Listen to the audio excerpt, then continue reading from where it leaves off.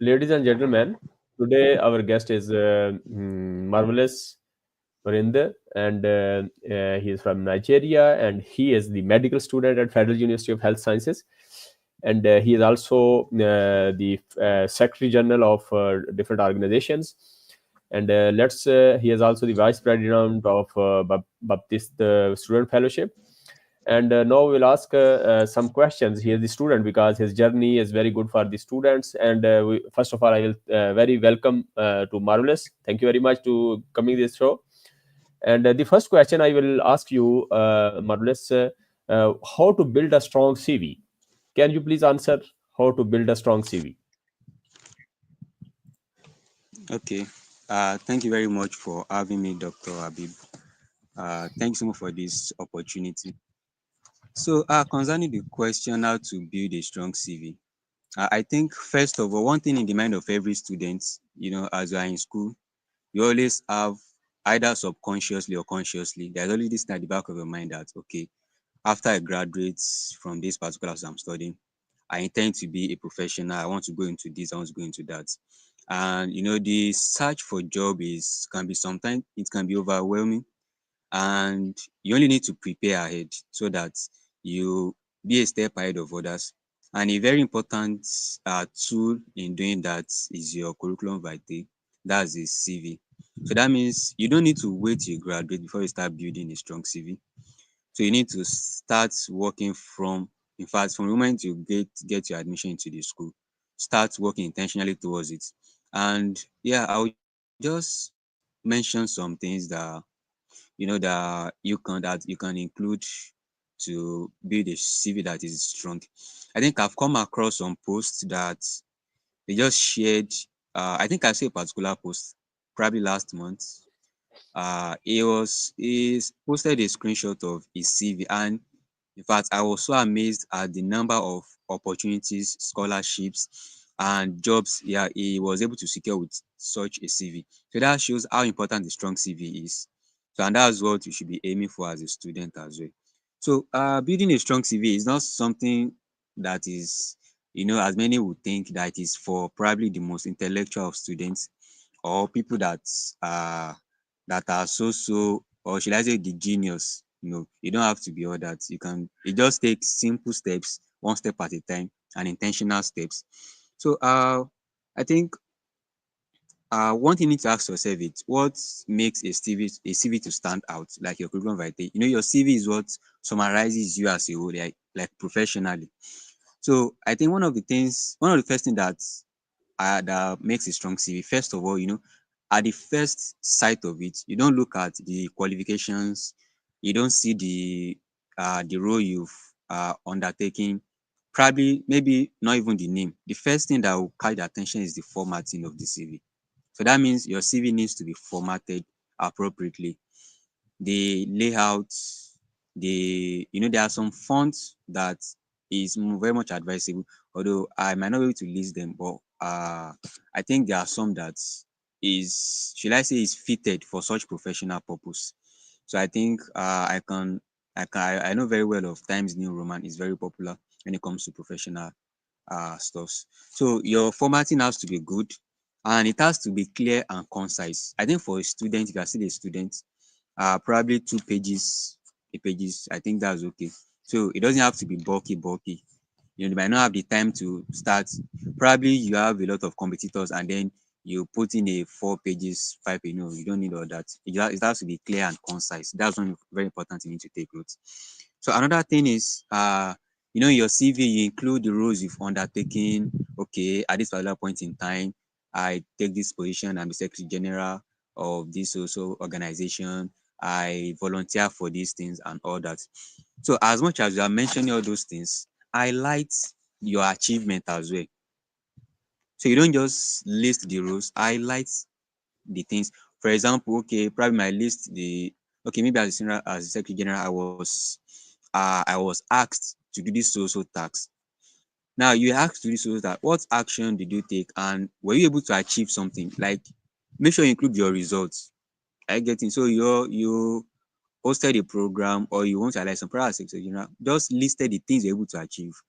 List the achievement as well. Those are the things that would that will make your CV a strong one. And don't forget, it has to be concise and straightforward as much as you are doing that.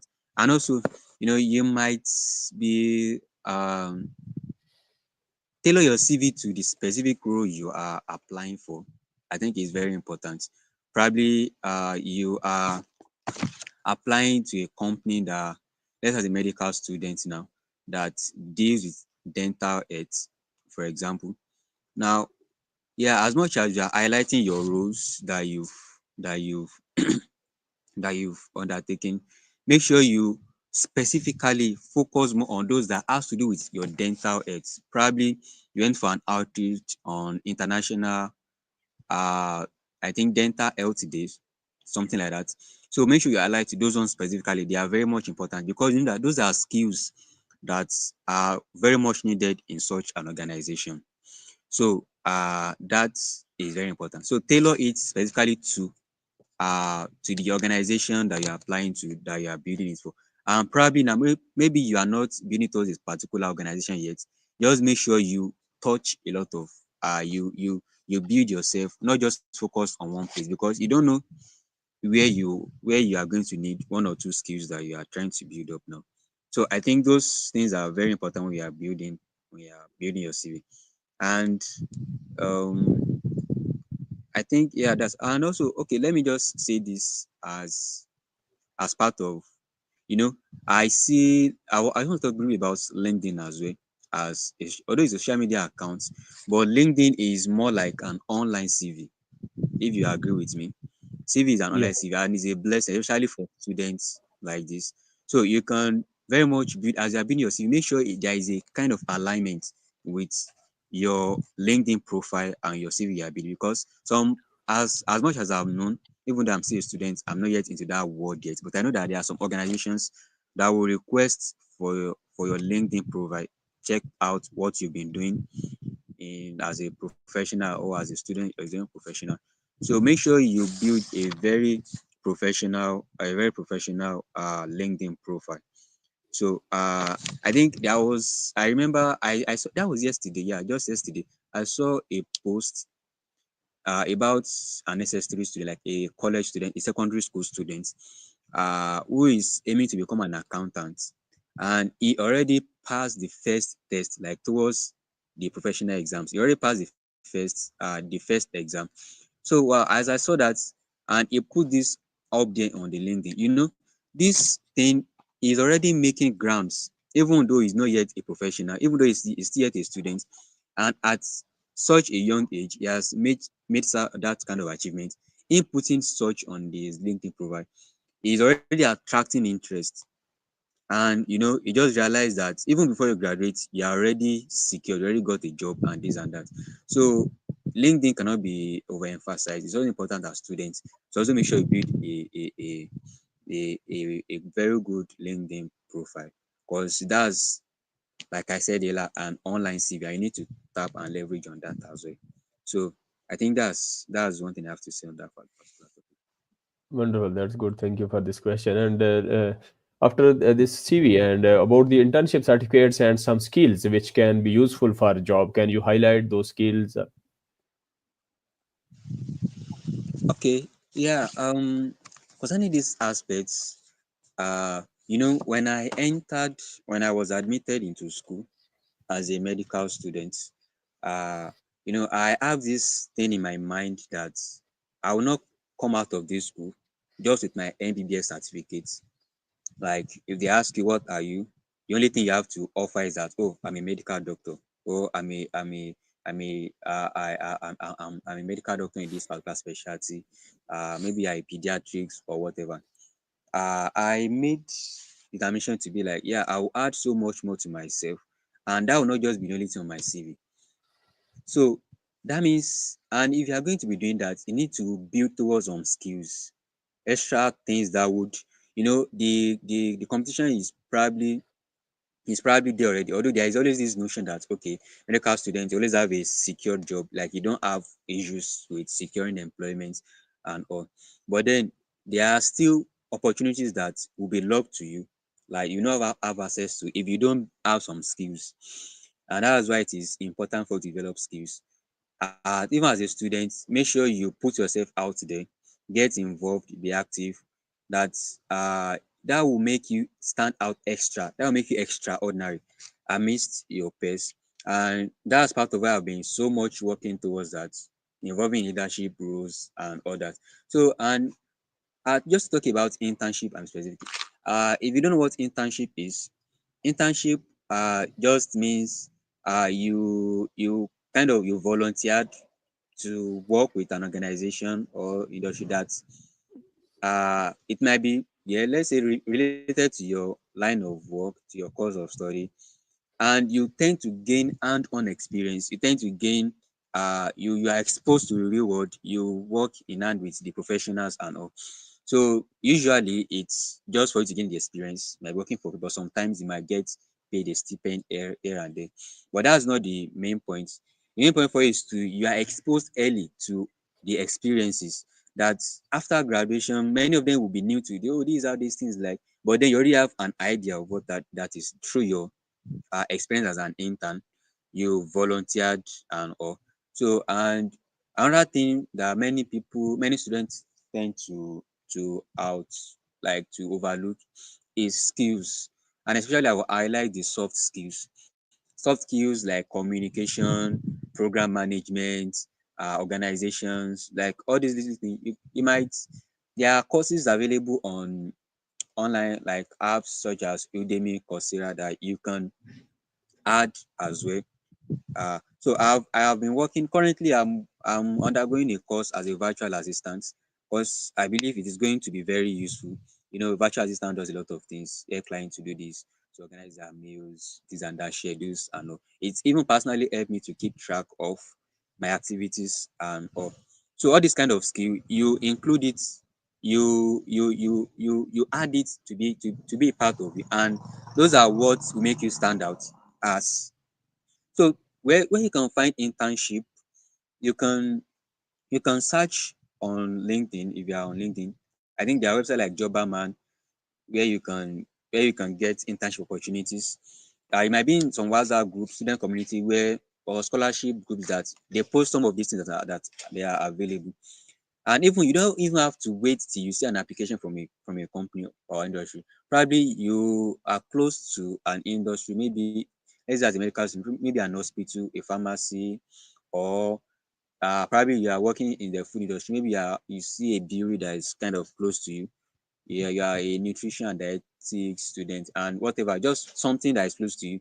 You don't have to put up the internship because the truth is there are some organizations, there are some of these companies that need extra hand, but might not thought of it of okay, let's put out an application for okay,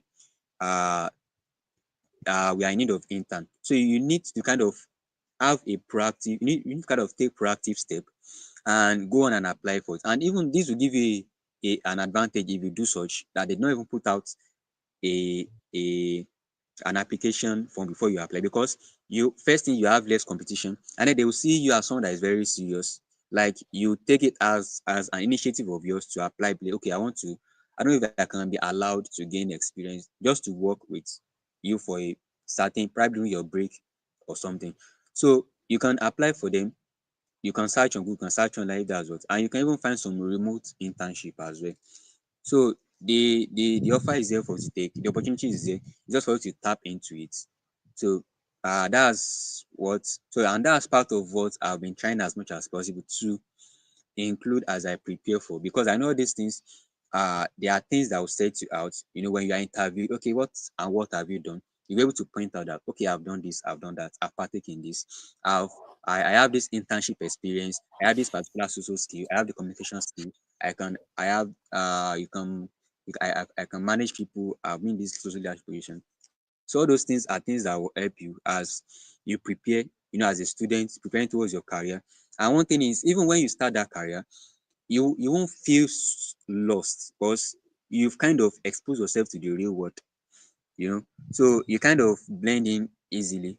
The transition from being a student to a professional won't be so tedious because what's there to learn again when you already put yourself out there, even though you are still in study. So that's one thing that students can try as much as possible to do as they prepare for the for the after school life.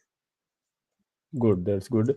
And how to balance academic work with leadership? How you balance this, your academic life and the leadership role in different, you can say, societies? Okay.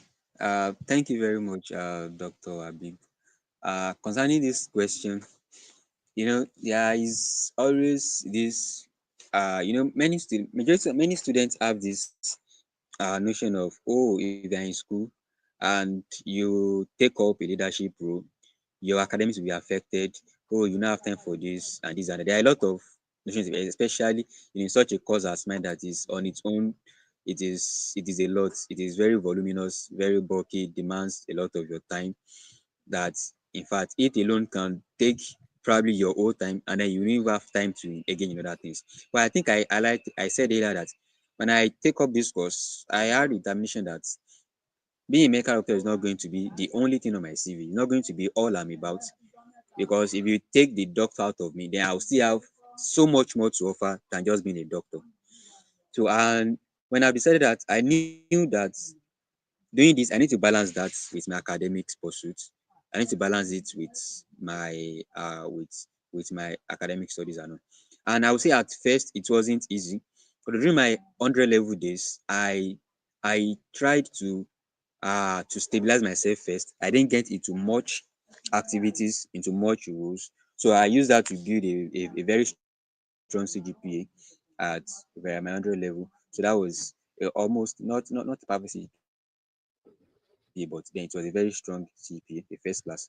So then after that, I knew that okay, yes, I've been familiar with the school environment. I knew how to find my way, maneuver my way around. So I started putting myself out there for leadership opportunities. And at first, it wasn't easy. And should I say one of the first reality check was when I saw my first in course results. Like it was not that it was not entirely terrible, but then it was a far cry from my standard, like my previous results. So it was kind of a reality check to be like, oh, I need to be careful with this I'm doing. And but then I realized it is just about me finding a balance in between both.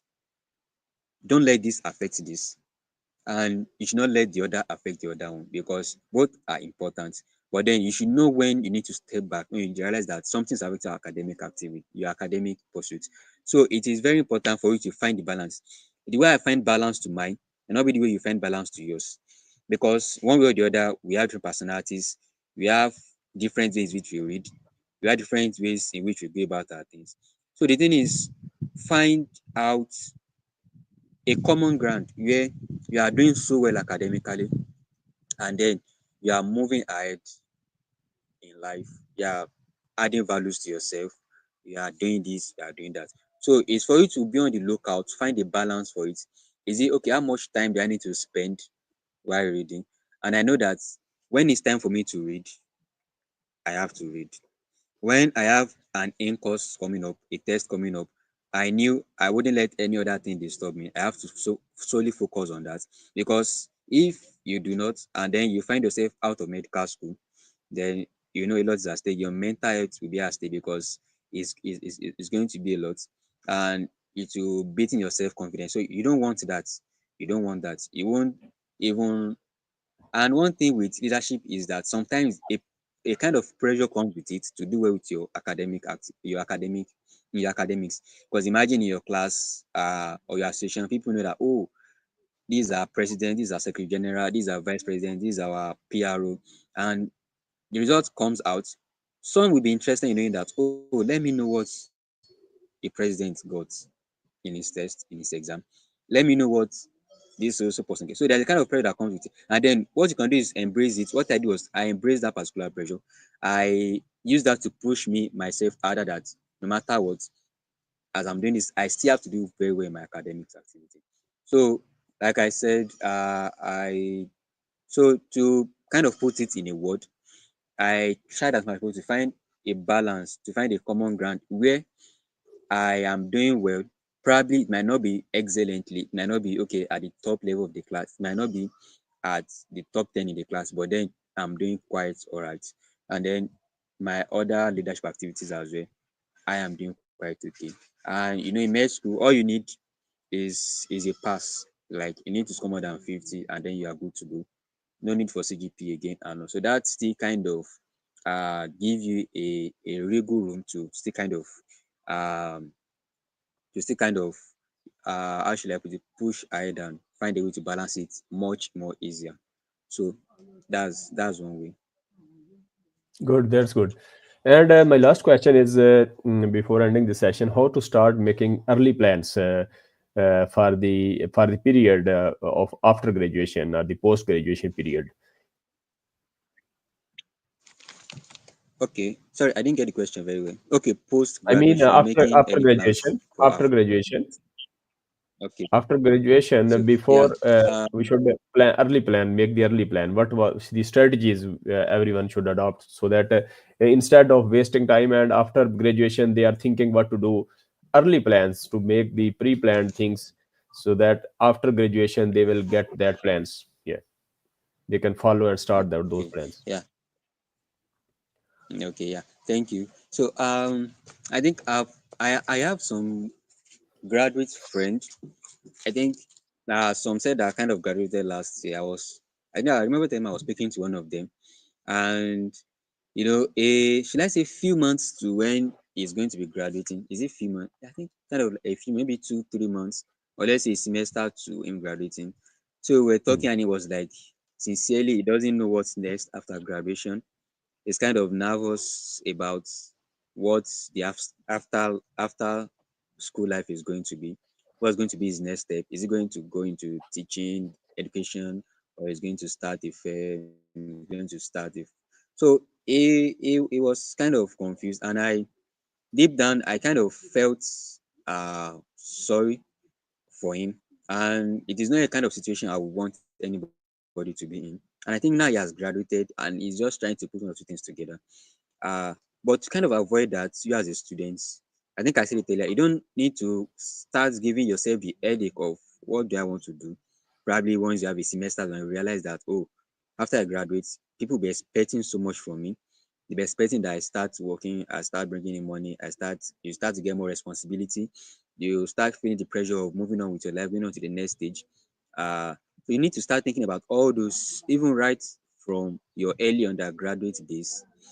So, and that's why you need to start working on how you build yourself professionally, how you put yourself out there. That even before you graduate, you're already known out there. You already make up a good ground for yourself. So part of what you can do, I think I've said some of them earlier, is one, building your professional profile well, and that's I think I explained that on your CV and or build your CV. So I think I already talked a lot more on that. And another thing is, you know that after you graduate, you'll be applying for jobs. You definitely need to face interviews. As much as many might feel where interview is something you just go there and you just do it. Sometimes it might be a little detail that that might that might ruin your chances of getting a job. So you might start working on some things as well, because part of it is communication skill, how confident you are when you are being interviewed. Like you need to start working on all those things right from your undergraduate days. Your ability to comprehend, you are being asked a question, how fast can you comprehend the question you are being asked, and how will you be able to what to give in your answer. All these things, there might be little details, but then you need it when interview when you start from interview, because that's when you start finding some people. Oh, I have an interview in a week's time. How do I go about it? What if I'm asked this particular question? How do I respond?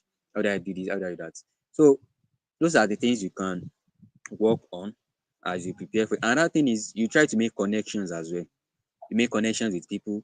You are in a university. A university is like a whole world of possibilities, opportunities you can tap into. If you don't make connection while you are in your many people that are up there these days. uh Let me cite for example, like in Nigeria, the richest man in Nigeria is Aliko Dangote. I think, yeah, he's the richest man in Africa as well. you know he you can't just go to him now and just be like, oh, I need your help for something. I want to do this, I want to do that. But there are some people that if they message him, like if they as much as just drop a message for him, he know he has to respond. Because what, they are not people that they found themselves when they were at the top of the cadre, when they became the richest man. But there are people that during all those formative years they've been together, they build a connection and all.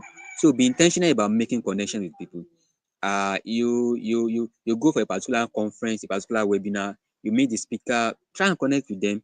You don't have to be all the time bombarding them with messages in their DM, but yeah, at least try to stay in touch. That if you message them, you tell them, oh, I'm so so, they will be able to recall it that yes, I can remember you from this also place.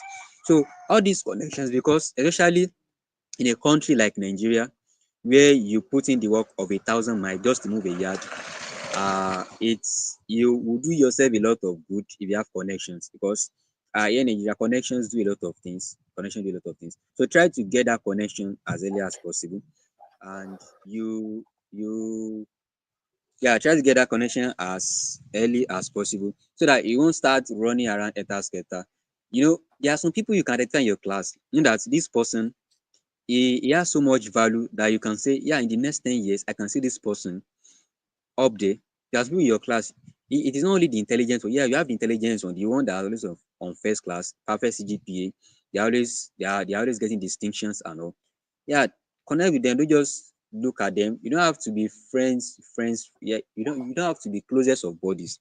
But then you create a connection between the two of you, so that in the future you can leverage on these connections and move and chance able to expand your connection. You don't need to stay within your your discipline. You can go elsewhere, other disciplines. And thank God, as I say, a university is a whole new world to tap in. You have other discipline as well. You have the humanities, you have people that are studying arts in your school. You can identify some people, this connection with them. Someone that is going to be the governor of your state in the next 10 years might be with you in that school. Even another way, even you might not even have a direct contact with such person, but probably through the works you've been doing on campus, you are visible on campus, people know you. And when you reach out to someone, they'll be like, oh yes, I know you when I was on campus. It's such a vibrant something. Oh, you need the help, you need a job. Don't worry, I got you covered. So those things are things we can work on as students, and that will definitely make you stand out as students. So that those are early plans. You cannot do all those things after you graduate. There are things you can do while you are still on campus. There are things you can do while you are still on campus, and that's why you need to start. If you are already sleeping, probably you'll be like, no, I just want to face my books. I just want to read my books. Yeah, it is fine. I just want to get the first class, move on. Yeah, and it's very important as well. You put yourself up there academically as well. That's very important. It's very, as much as you are trying to build these connections here and there. If you don't graduate with a good degree, it will limit how much people can help you. You graduate with a third class, you graduate with a second class lower degree. Those things are probably going to ruin your chances. But then if you graduate with as much as a first class, a second class upper degree, yeah, you've done yourself well. So these are the things you can start, and then when you graduate, you won't just be in a no man's land wondering where do I go, which step do I take. So I think that's I have to Yeah, say. that's good. Thank you very much for this detailed session. Marvelous, and really, the audience will get the benefit of this. And best of luck for your journey, for your purposeful actions, for your leadership, youth leadership, and grounded faith. And I think so. You don't need to wait to make an impact. Your story proves that you don't need to wait for to make the impact, and you are already making the differences from your leadership styles, and for your presences matters. And really, we enjoyed your session. And again, I will thanks you to join this session. Thank you very much. Have a great journey.